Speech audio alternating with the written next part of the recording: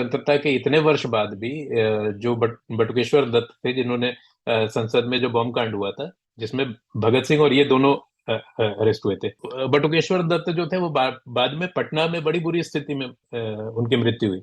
मृत्यु के एक दिन पहले उन्होंने बहुत चिट्ठियां लिखी सरकार को, तो एक दिन पहले उनको दिल्ली लाके एम्स में भर्ती कराया गया और अगले दिन उनकी मृत्यु हो गई। उसके पहले उन्होंने कुछ समय ट्रांसपोर्ट का बिजनेस करने का प्रयास किया।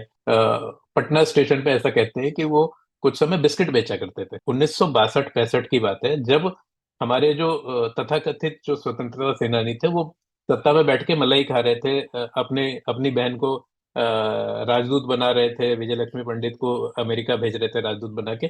उस वक्त जो हमारे क्रांतिकारी थे वो बेचारे बिस्किट बेच रहे थे पटना स्टेशन पे। और वो ऐसे क्रांतिकारी नहीं जो कहीं कोने खुदरे में उन्होंने काम किया, वो ऐसे क्रांतिकारी जिनके बारे में हमारी कोर्स की किताबों में भी लिखा हुआ है। इस मामले में कुछ जस्टिफिकेशन ये दिया जाता है कि क्रांतिकारियों के विषय में ज्यादा हमें इसलिए नहीं पता क्योंकि क्रांतिकारी मुख्य धारा में नहीं थे और लोग उन्हें जानते नहीं थे।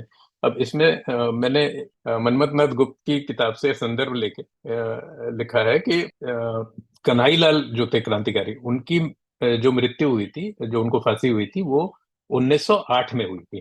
ठीक है, 1908 में उस उनकी जो अंतिम यात्रा थी उसमें 1 लाख लोग आए थे। और यतीन्द्र नाथ दास की जो अंतिम यात्रा थी, जो क्रांतिकारी थे, जब उनको उनकी मृत्यु हुई, उसमें अंतिम यात्रा में 6 लाख लोग जुड़े थे। अब आप ये बताइए, तो ये कहना तो बड़ा गलत है कि वो मुख्य धारा में नहीं थे तो लोग इसलिए उनको नहीं जानते।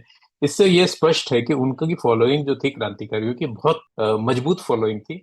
और उनको बड़े स्ट्रक्चर्ड वे में, बड़े कैलकुलेटेड तरीके से उनको धीरे धीरे पब्लिक मेमोरी से मिटाया गया है, ताकि जो लोग उतनी कठिनाई झेल कर नहीं आए थे, जो प्रिवी काउंसिल्स में बैठे थे, जो अंग्रेजों के साथ वायसराय के साथ नाश्ता करते थे, वो उनको अगर आपको महानायक बनाना है तो आपको वास्तविक नायकों को मिटाना पड़ेगा।